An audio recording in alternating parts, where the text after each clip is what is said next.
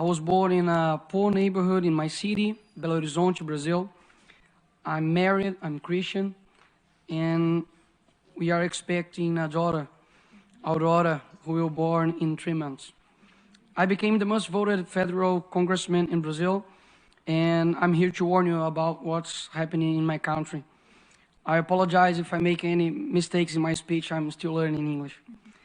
The left returned to power in the presidencies of Brazil this year, but it has had the power of universities, media, and culture for decades. America is like a body, and its health is a tripod: patriotism, morality, and spirituality.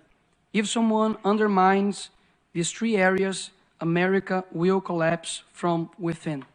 Stalin said this. They have known the secret for a long time and use all possible means to achieve their goal, the destruction of the family. But you may wonder, wouldn't that be too radical of an idea? Does anyone really want to do this? And after all, how would they do that? First, they destroy the sense of reality. There is no longer right and wrong, good or bad. Everything is relative. When they say that, why then say that man exists? Women, aren't they concrete concepts? Therefore, they must be abolished. Then they move on stage number 2, the destruction of identity. If you are nothing, then everything can be everything. Therefore, they will destroy your identity as a person. Young people no longer know what or who they are. They are carried away by any wind of doctrine and cling to what is fashionable. They tell you, dress like this, use this type of language, and finally, live like this. It is the generation most lacking in good references that has ever existed. After all, the left replaced Jesus with a Black Lives Matter activist and exchanged the cross, which represents injustice, against an innocent person for symbols that represent nothing other than selfishness of activism itself. By the way, the rainbow is not yours, but ours. Read the Bible and you'll find out.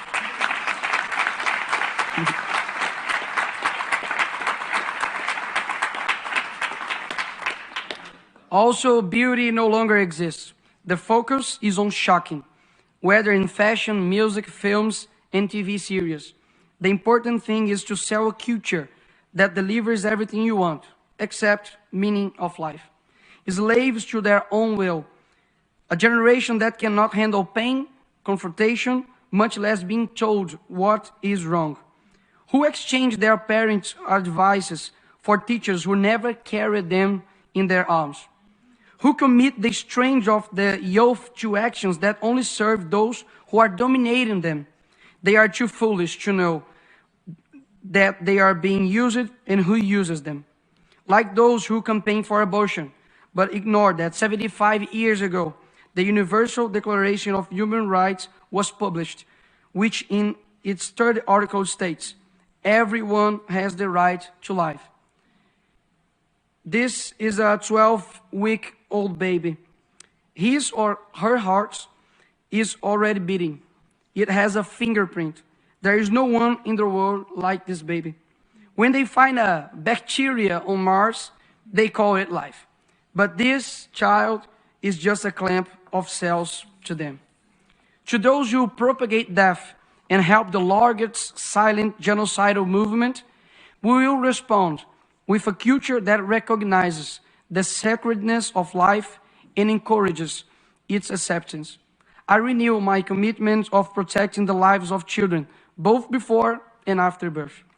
This is the first and most fundamental of rights. Without it, nothing else is possible. But it is not only tool they use to change our culture. Men who use it to lie about their ages, to go to war and fight for their country, but now lie about their biological sex to compete with women. How did we get to this point? Who is responsible for creating this generation? Where are the men and women with the courage to say they will not bow to tyranny? Are we watching the world collapse in front of our eyes and we are just going to watch it? No. We ain't nobody's slaves. Our freedom was achieved with a lot of sweat and blood. And it would be very naive to believe that it would be not with sweat and blood that we would maintain it. I come here to give a message to all who those still have hope in changing the world. The world will be a better place if there weren't so many people promising to improve it. It's a quote from philosopher Olavo de Carvalho, and that fits perfectly with Greta and Leonardo DiCaprio, for example, that supported our socialist president called Lula, a thief that should be in jail, and now we have Amazonia with the worst fire in 15 years, and they are just in silence and disappeared. Let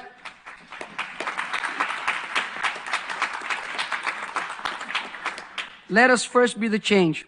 I know that the situation looks terrible and that conservatives tend towards private life, his work and his family. But if we don't rise up for public life, our private life will be and is in danger. To do this, we need to raise educators who will dictate new directions for UNESCO, for example. Education that teaches and not doctrinates. New judges who will honor the magisterium and deliver justice.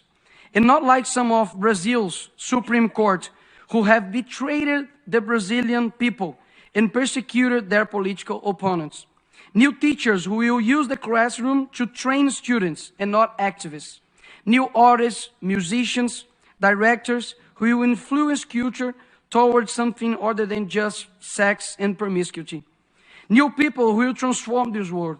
Know that if you are listening to me right now, I believe in your strength, in your ability to influence and change where you are. You start with your family, then your neighbor. Bring light to your neighborhood, and we will live better than we are now. We never know the extent of our influence, where our voice will reach. But I hope I have reached your heart, because I'm speaking from it. Love is the only thing that transcends time and space. So I hope this speech resonates across generations. To complete, I always say a phrase in Brazil. The present is theirs, but the future is ours. But I hope that one day I'll say, the present is ours, and so is the future. Thank you very much.